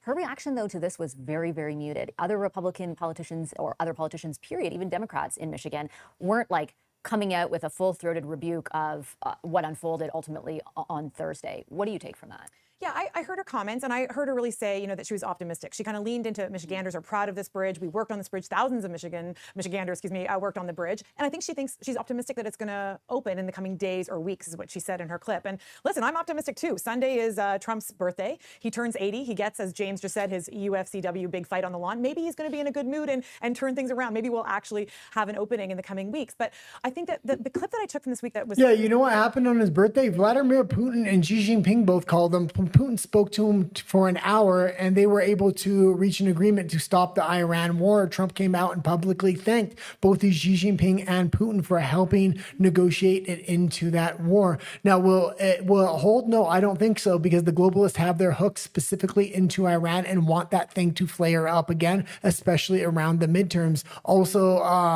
Benjamin Netanyahu in Israel, his midterm happens 1 week, or not his midterm, but his election happens 1 week before the U.S. midterms, and war for him is actually a good thing. It helps him get reelected. So it's going to be very interesting if Iran does flare up again or not. But I will say this, Russia and China have a lot of influence over Iran.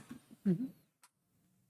was so interesting was Carney saying just a few little technical issues. There's no big drama here. There's all the ingredients of a drama here. It's to the opposite. Trump is acting like the godfather, Vito Corleone, you know, where he's kind of using loyalty and transactional politics to get what he wants. Okay, and you can leave it there. And the Canadian economy is about to fall off a cliff if he doesn't get the if he doesn't get the USMCA. Yeah, he's not calling Trump on his birthday. Yet Xi Jinping and Vladimir Putin are absolutely ridiculous. Well, he's flying around the world pretending like he's being in the G7. Well, the only one in the G7 in the recession is a good, important thing. He had to fly home to Ireland. He said he's at home. He's in the EU.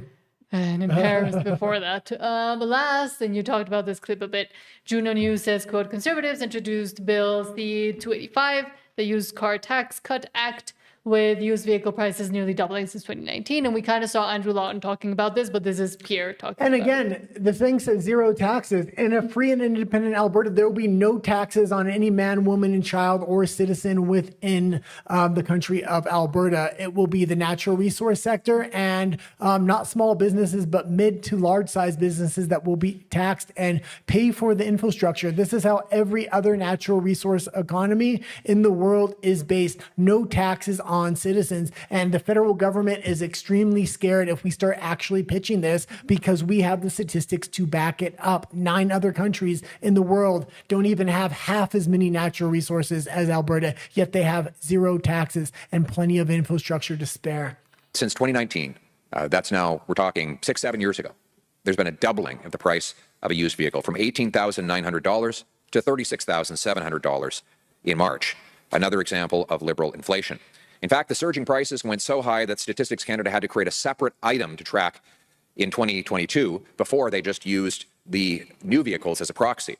Almost every Canadian needs a truck or a car. And most people of modest means rely Pause it for a on second. And it's like, yeah, okay, Poilievre has a lot of good talking points, this or that, but what is he actually trying to do here? I just want to take a vehicle taxes away. We're talking about taking all taxes away on citizens here. We want to make permanent solutions the Conservatives in Canada could never freaking dream of. This is going to make a very small impact on your life. Yes, it would be a good impact, but no taxes on any citizen, your wife, your child, anything else would be life-changing. The taxes you would normally give to the government, you can now own a home with. Used vehicles to save some money. Yet the government imposes double, triple, and sometimes even quadruple taxes on the same vehicle. When someone buys a car new, they pay the tax. When it's resold as used, the new buyer pays the tax again. If it's sold a third time, it's paid, that tax is paid. It could be 5 times in a row of federal sales taxes on the same vehicle. The endlessly repeating tax on used cars is a tax on the working poor, on low-income seniors, and on small businesses. That is government greed, and greedy government makes for poorer people. Conservatives are fighting to restore affordability here at home, and that's why Conservatives are announcing MP Andrew Lawton's bill to scrap the sales tax on used cars altogether. The principle is that the GST should only apply once. Okay, Once at the and final we can leave stage. it there. And I will also say this. We've seen Mark Carney when it comes to carbon taxes or any number of other taxes. If he does agree to one of these conservative principles and he says, okay, I'll concede, I'll take down the tax, or Trudeau, what do? They take down the tax, they put a different name on it, and then they put a new mechanism over here so you're still paying. They're not going to give up a single dollar. We're going to go back to your comments and then into Alberta and the world. Sean says Newsom is closer to federal prison than most people know. Heard it from a little birdie out of the Eastern District of California in Sacramento. Yeah, they're going to his family's house, his friends' houses. They're conducting search warrants. They know he's the primary candidate. I am not so convinced we should be arresting him. Yeah, he might be the strongest candidate, but if they arrest Newsom, they have nobody else to replace him for the 2028 election. So what would that mean? Possibly a Trump-like figure that's not a politician could come out and emerge. And I don't want to see that. There's a long track record of Gavin Newsom. Now, I think he's a qualified opponent, and we need to actually look at him as a legitimate threat. But he's done so many corrupt things, and there's such a long history. I think we'll be able to easily disqualify him in the eyes of the American public. So I would rather face Newsom than the unknown coming out of nowhere. Some Trump-like figure that's on the Democratic side. I think that's a bigger danger than a Gavin Newsom. Sean also says, King Charles unalived Diana. I was in Paris that day. Everyone forgets that, but I don't. Yeah, I don't doubt it at all. But I don't forget it either. Sean says, technically, the USA could join the Commonwealth anytime it wants to, but why? Why we should leave the UN, a reason we didn't join the League of Nations as well. It's time to fight to leave the Westminster system. Yes. Hold on. Now they're talking about riding bikes. I'm sure you would be very entertained with this conversation because he used to have a Harley, but I'm not going to read it all for you. Hold on. Because it's a long conversation because we know Pete went out on a big bike ride. And I'm guessing Sean also has bike riding. Hold on. Okay, finally. Sean says Trump had a relative who owned a hotel in northern BC during the gold rush of the Yukon back in the day. Yeah, and I would also say this. In downtown Vancouver, Trump had the Trump Hotel, and then there's massive protests out there. They took the Trump name off the hotel. They still had to pay him for it. Absolutely ridiculous. And Freedom Train, I'm guessing this is why Sean was talking about King Charles, says every country in the Commonwealth is being destroyed by the king. Yeah, but no king's protests. But the people are really starting to rise up in Britain, in the EU, in Ireland right now. We're really, really seeing it. So there's a pushback from Trump. There's a defunding from Trump. So they don't have their normal mechanisms of propaganda that they would normally have. They're severely weak, and that's why the people are able to push back as well. Now, I know there's a lot of hate towards Trump within the EU, but he's the one that's actually supplying them the breathing room to kind of grab for their own freedom. So I really do appreciate what Trump's doing on a global level. And if he's successful against Mark Carney in Canada, that will lead to Alberta independence or a more likely successful movement in Alberta independence. Celsius Maximus says, this is funny, says, I was saying Trump should classify the bridge as a pipeline to see how fast Carney approves a pipeline. Exactly. That would be fantastic. He should say, we want to build a pipeline on the bottom side of the bridge. Freedom Train says, people need to stop thinking some other force is to blame. All Commonwealth politicians swear allegiance to King Charles and do his bidding. Yeah. And I watch a lot about what's going on with King Charles, the City of London, the globalists right now, and Trump. They're in a full-on war. Iran is one of the big nodes within that conflict right now. And what they're looking for is to activate nodes right before the midterms and cause chaos. Trump's also making a plan for the midterms. It's going to be very interesting what happens. But even if he loses the midterms, which I don't think is going to happen, this is his last term as president. He doesn't give a shit. He can still keep marching forward. And then they can focus on J.D. Vance.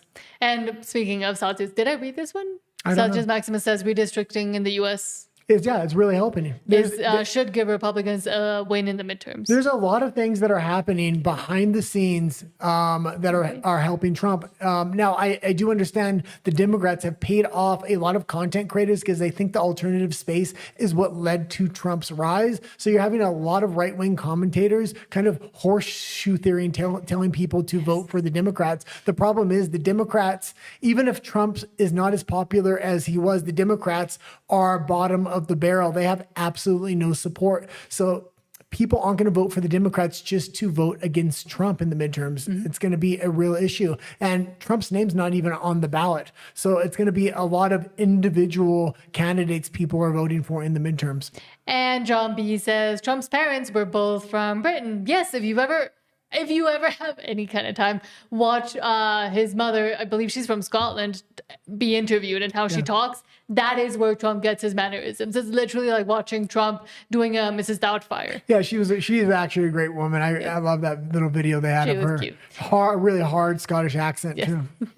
But now, speaking of, let's go to Alberta and the world.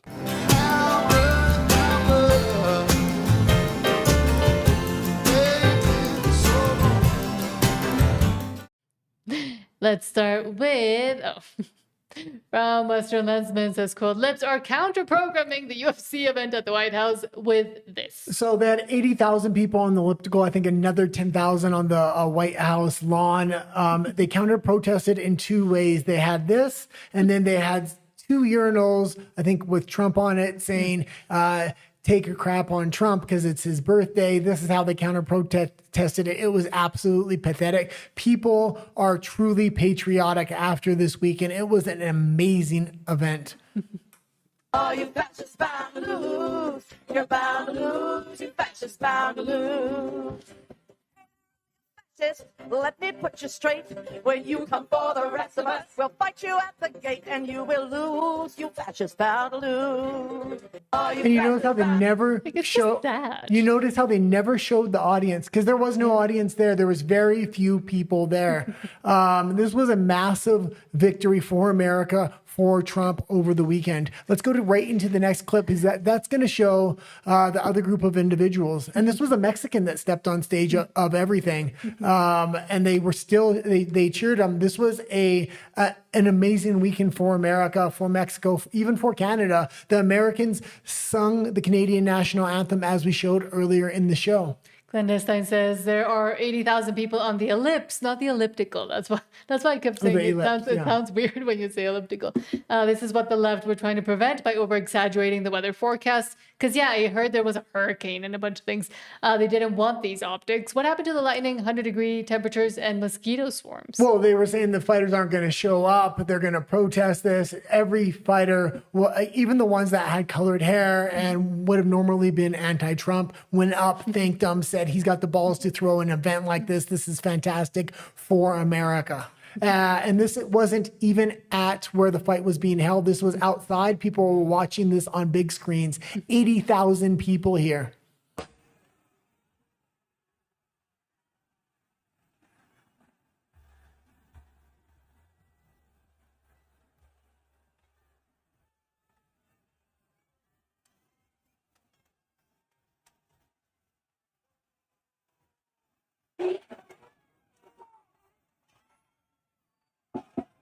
And that was just one of the groups. In the background, you see large screen TV after large screen TV. There was multiple tens of thousands of people at each one of those TVs. This was the biggest UFC event of all time. It had 30 million people, and this was with a paywall on it. So you can watch it through Paramount Plus, which is like $7. If it would have been on broadcast TV, this would have done Super Bowl numbers. We're talking hundreds of millions of individuals. So... And probably a lot better than the World Cup, at least in the U.S. Yeah, that particular fighter there, again, was from Mexico. He lives in the city just over from us, Puebla, yeah. Puebla. So where that big pyramid is. Yeah, it was good. It was good to see the American fans being very respectful to the Canadian fighters, to the Mexican fighters, everything else. So true. But now let's look at the complete opposite and the undefinition of masculinity and of retardedness. Keir Starmer says, quote, "We are banning social media access for under 16s. These days, kids must find their feet in a world where technology intrudes into every area of their life. Let their parents be their parents." This has nothing to do with under 16-year-olds. This is so everybody has to ID to go on the internet. They know exactly what you're looking at. They can arrest you if they don't like what you're looking at. And they also want control over the social media companies saying, you can't do this, this, this, and this. We're the global world order. You know what I say to that? F the global world order. It says, "I just can't let that go on anymore. So we're giving children their childhoods back." Why is he wearing a tracksuit? Number one. But number two, we'll get into the community notes he got underneath this. Every parent wants the best for their kids. And that's what being a parent means.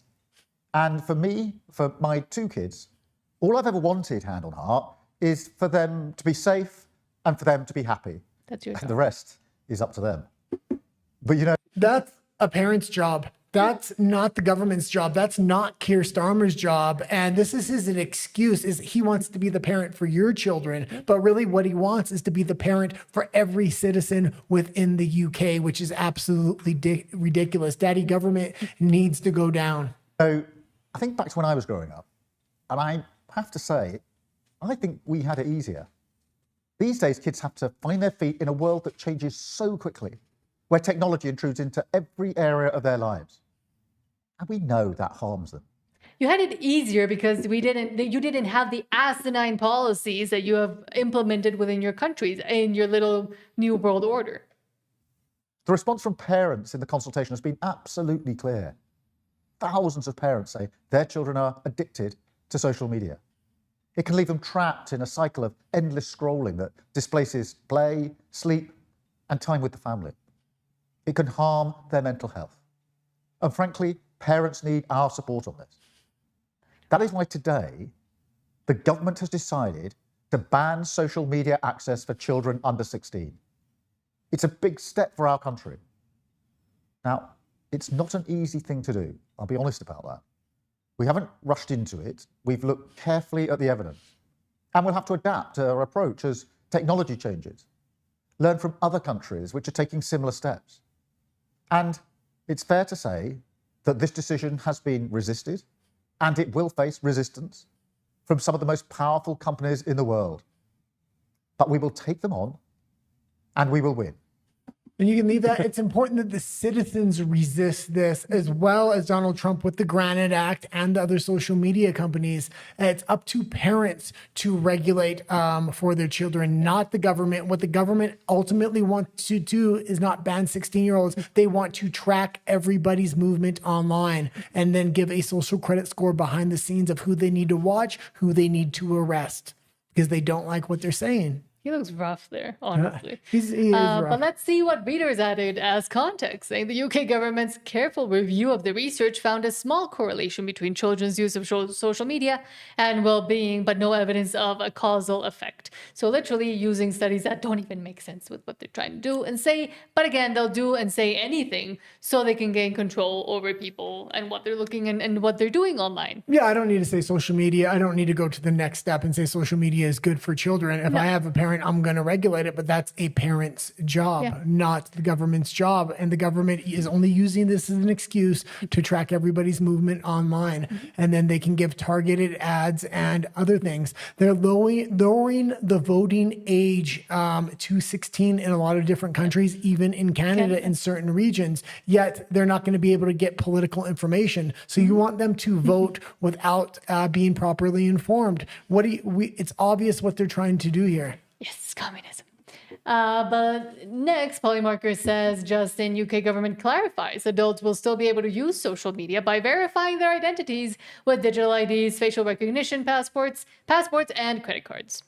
So you can use it, just be fully under our control and let us know who's doing what online. Yeah, the government clarifies adults will be able to use social media if they have their own digital ID, facial recognition, this and that. This is a complete panopticon tracking system. Exactly. And lastly, hold on, where are we? There we go. Mark Nixon says, hard stop. Mark Miller says, protecting kids is not a U.S.-Canada bargaining chip. We draw the line at kids, regardless what Trump says. We will not back down on digital ID, face recognition, government ID. And again, this is... it's coming into effect today in the UK. Obviously, Canada is right on that same pipeline right now and using the exact same rhetoric and talking points because they believe it's the best talking points that they have. Mm-hmm. You've been on the receiving end, as I listened to the press conference around this, of a lot of questions about... One more thing. Trump is pushing back with the Granite Act as well as other things. He's making free speech part of a lot of the negotiating deals. The social media companies are also pushing back, but it only works if the citizens themselves push back. I believe in Australia, they did push back. They went around it a lot, but I don't know in Canada if they're going to have that same kind of backbone to do it. In Alberta, yes. You've been on the receiving end, as I listened to the press conference around this, of a lot of questions about whether or not, if you get pushback from the Trump administration, since they have pushed back on so many things involving big tech, would this be something that you could trade away? And you were pretty insistent that, kid safety and stuff to do with that is not something that your government would consider trading away. There is evidence, though, that you have traded other stuff away in this space, like what's happening with the CRTC ruling on big streamers, like what happened with the DST. Why should we believe in this case your government will do something differently? Look, kids just aren't on the bargaining table. Hard stop. I would say the same thing for the U.S.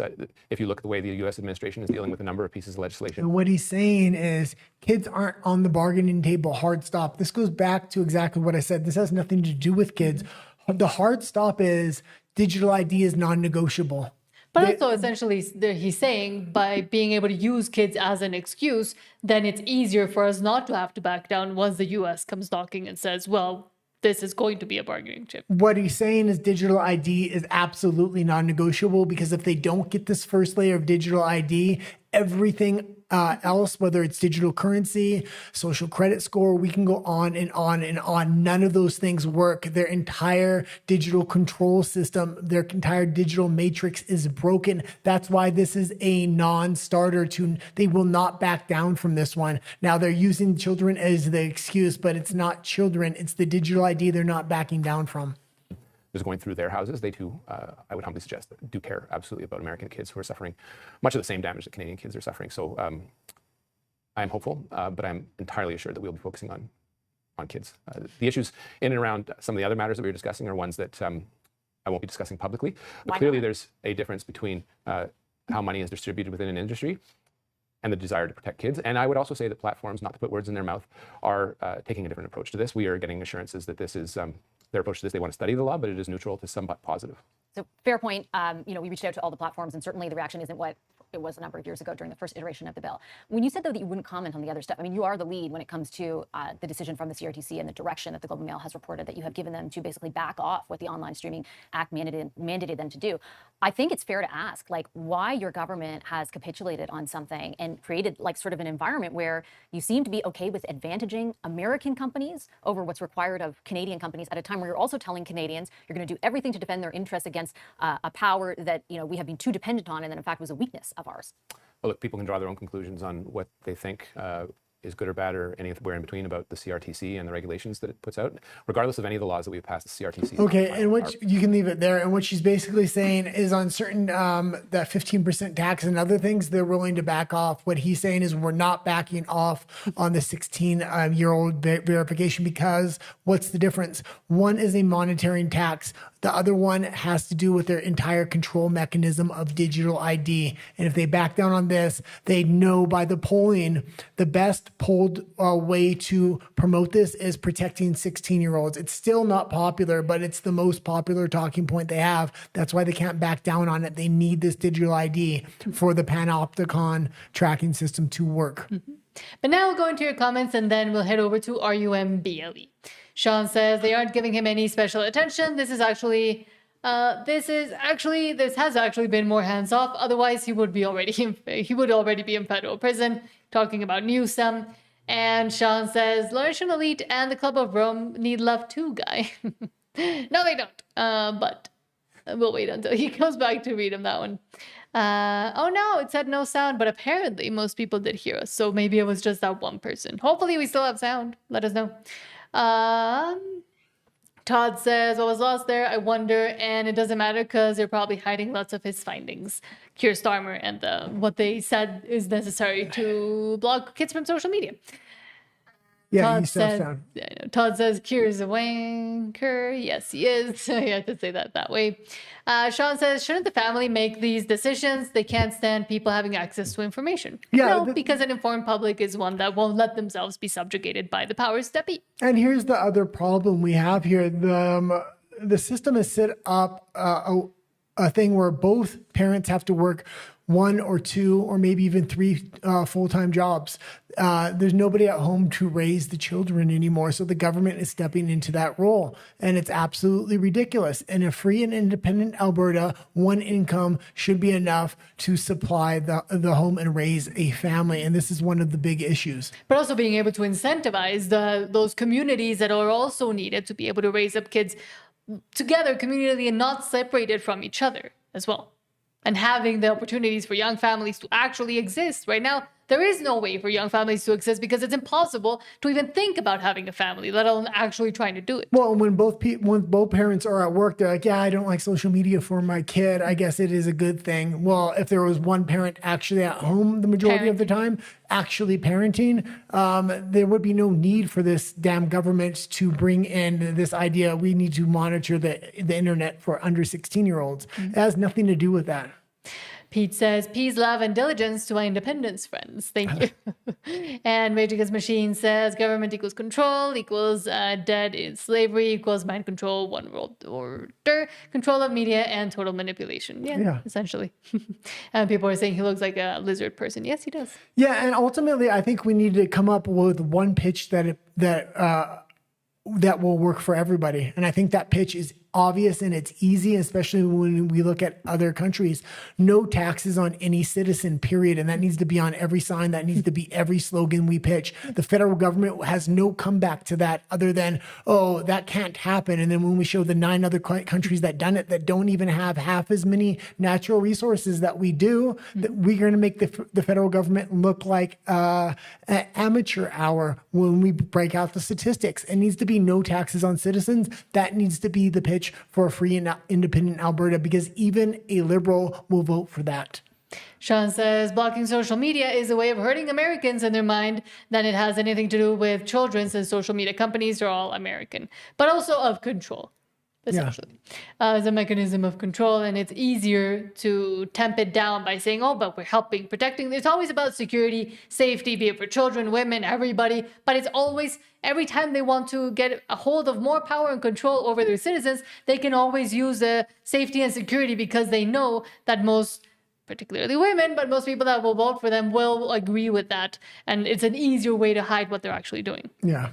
Hold on. Roland Halleck, hello, says, I thought Nigel won. Why is this dork still there?